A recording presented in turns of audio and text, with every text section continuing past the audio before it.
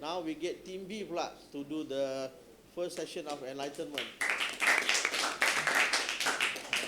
Right? So please, you have 10 minutes, all right, whether you want to ask questions or to summarize back your arguments. Okay, the floor is yours. Assalamualaikum. Before I summarize that, academia plays a better role in ensuring cybersecurity education and awareness. I have a few questions for the industry side. First, Industry kena jawab ya. what's your allocation from the whole budget of your company? What's your allocation for the education and awareness of cybersecurity? Thank you for the question. I'll be answering now. Okay, from the funds, the allocation of our funds, yes, we will prepare a sufficient amount of funds money to fund our campaigns. And as you can see, as like the DG Cyber Safe program, it actually took part in about 10 schools. So in going to 10 schools, you have to actually count all those costs and everything. So by just looking at it, it's not actually cheap. So we're actually spending a lot of money to fund all these campaigns to the schools, okay? And also we are funding about 5% out of the money that we get. Okay, thank you. Only 5%. That seems unsincere here.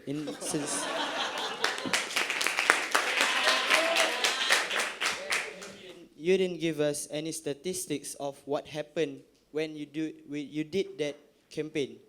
Like, if we did a campaign, if we were given some amount of money, we will be outstanding in our statistics, and I would think the cybercrimes will decrease. But for your campaign, I don't think cybercrimes will decrease, but DG sales will increase. Do you think you really help in combating the education of cybersecurity? Okay, that's a really good question. Okay, let's look back at our back. Okay, yes, what do you see here? This is the size of the mobile market. See, out of the world's 4 billion mobile phones in use, there 1.08 billions of them are smartphones. So basically, we're covering up most of them, and we're like when they're watching YouTubes or opening up websites on their phones, they will actually look at. We can actually insert advertisements or even a little bit of something that will actually educate them towards cybersecurity education awareness. Okay. Okay, I will take that as an answer. I think you have done much. And I think we should work together to combat this cybersecurity. For an example, you can fund our school. We, as the professors, you can fund us to do research on this cybersecurity. And if we work together, we can do better. Besides you working alone and not really working. And I would say that we really have a better influence if we were cooperating with the industries. And I think that's all from us. Thank you. Thank you. Typical teachers lah, sincere kan, sharing of knowledge and asking the industry instead of fighting, working together with them. All right, Team A, you have your time now, whether you want to cooperate with them or you want to compete with them. Your call. Assalamualaikum warahmatullahi wabarakatuh, and a very good afternoon to everyone. Yes, so we are going to cooperate with them, but we are playing a bigger role. Okay, it's actually when you look at it, we are actually playing a bigger role. Okay, but first I will summarize all of our points from the first speaker, which is me.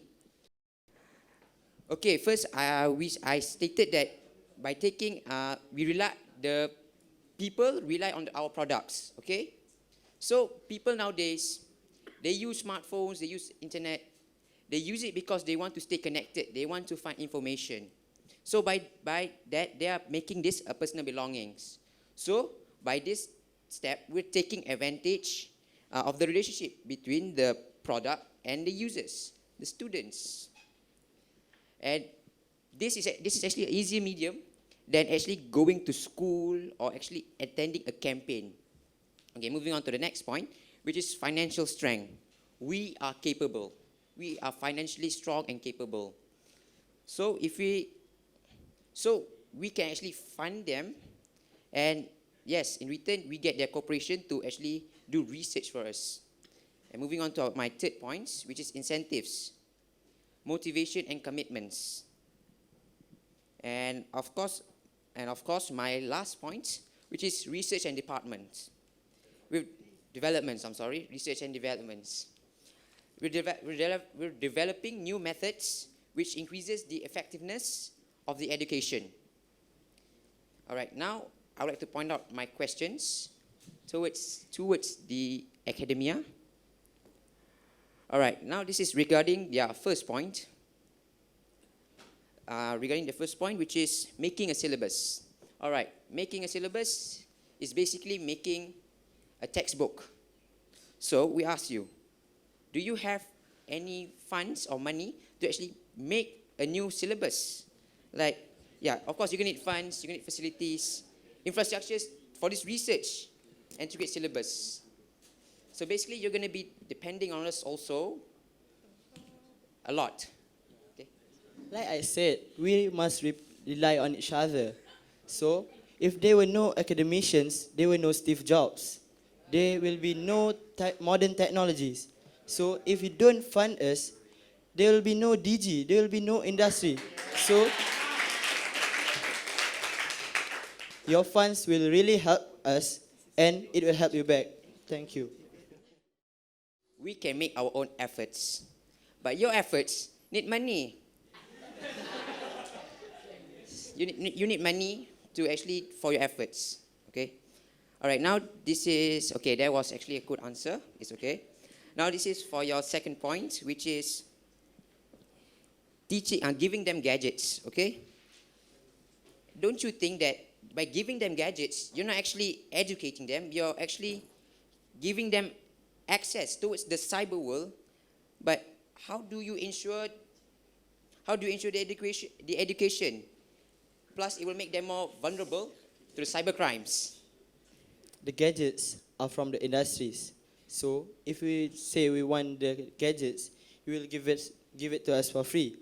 But the gadgets are just an incentive for the students to do better in, like you say, there's a syllabus of ICT. And if you pass an exam, then only you will get the gadgets. Not just like, not giving the gadgets for free, but as an incentive.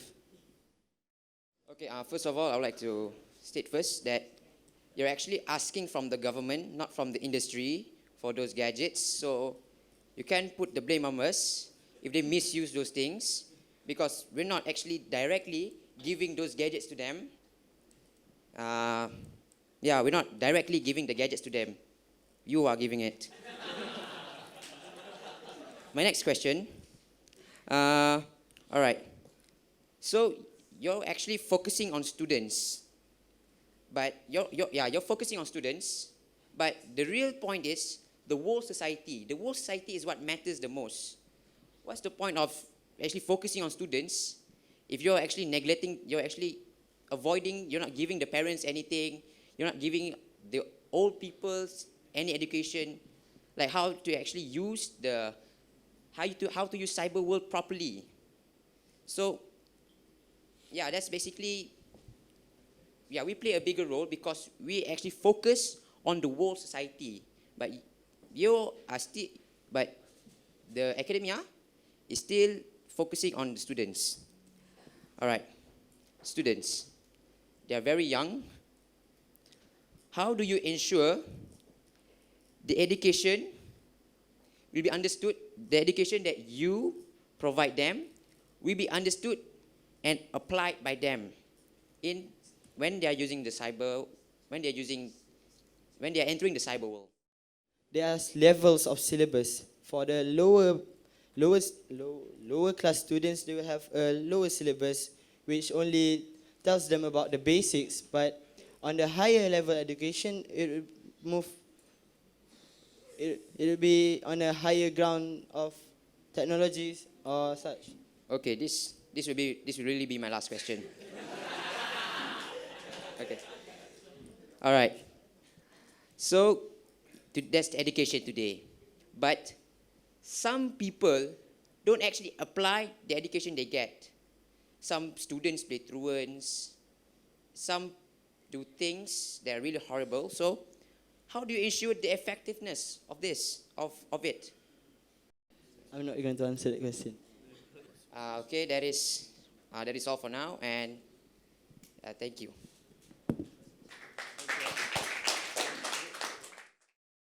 Thank you, Team A, Team B. I think when a question is asked, if you are not confident of answering, don't say I'm not going to answer. Tell them I will come back to you later on that. Okay? So don't say I don't want to answer. That is, it has negative connotations. Just mention that I'm preparing the answer. I'll give that to you later. I would like to open to our panel now. Cik Iswadi, Mrs. Tan, Cik Malik. If you have any questions, any comments on our speakers today. Or maybe we open to our audience as well, if the audience, if any of the audience, would like to make their opinion, their point, why not? Since we have 5 minutes, right? Actually 7 minutes lah. Yes, please, anybody, timekeeper pun kalau nak, go for it. So what's the impact of your program if you were given the budget? Okay, how much awareness that you can give, and how effective the syllabus that you're saying you drafted or whatever. So from both of you, I want to know what are the impact that can reduce the cybercrime. So actually, all of our points are based on impacts. So we are trying to ensure the effectiveness of education and awareness. So our first point, awareness. So our first point, we talk about the relationship between the product and the users and how can we use this to ensure education and awareness. So this is the impact that we ensure will happen. The second point is about financial capability, and we show that we can improve the impact because we have more money, and we can use these monies to fund more programs, campaigns, promote more education and awareness. And our third point is about incentives. We are more motivated and we are more committed in ensuring education and awareness.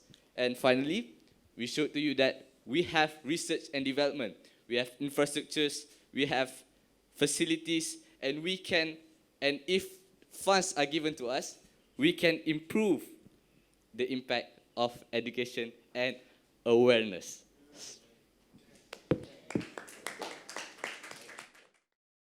Okay, from the primary school, we have 2.7 million students.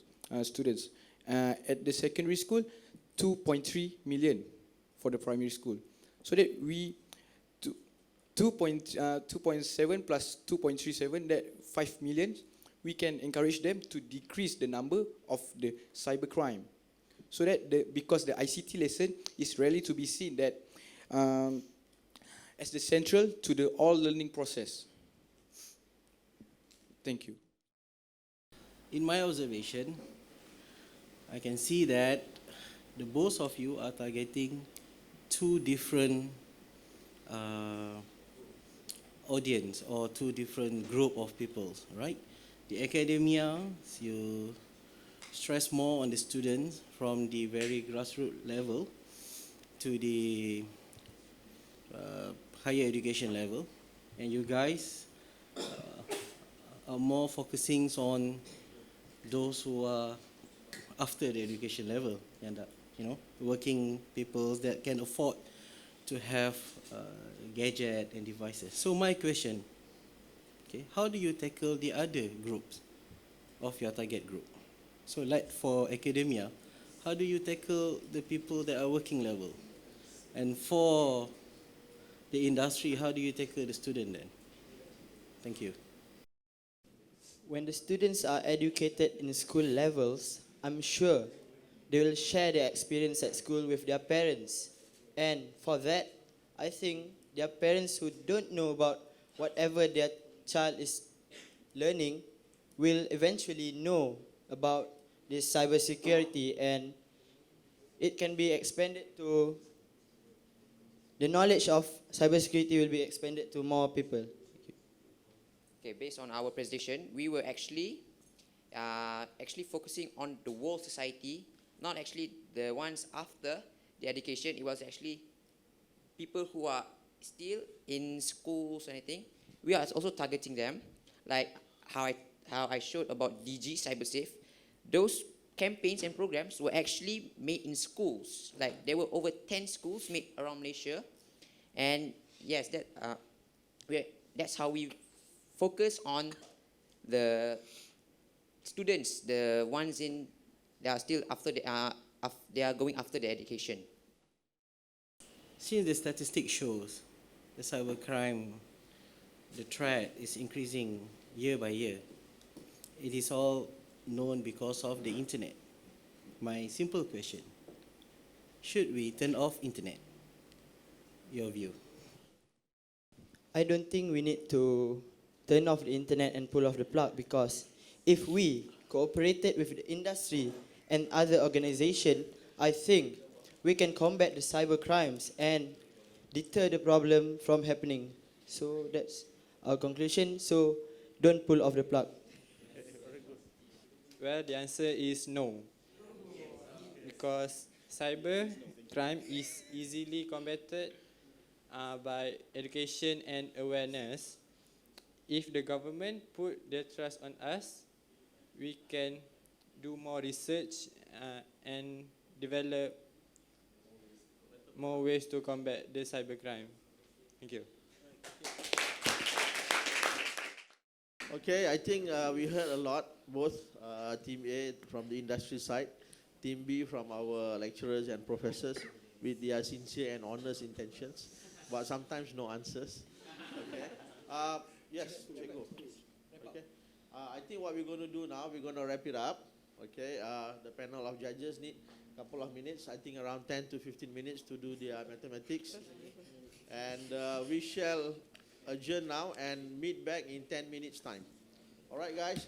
Thank you. Round of applause, please.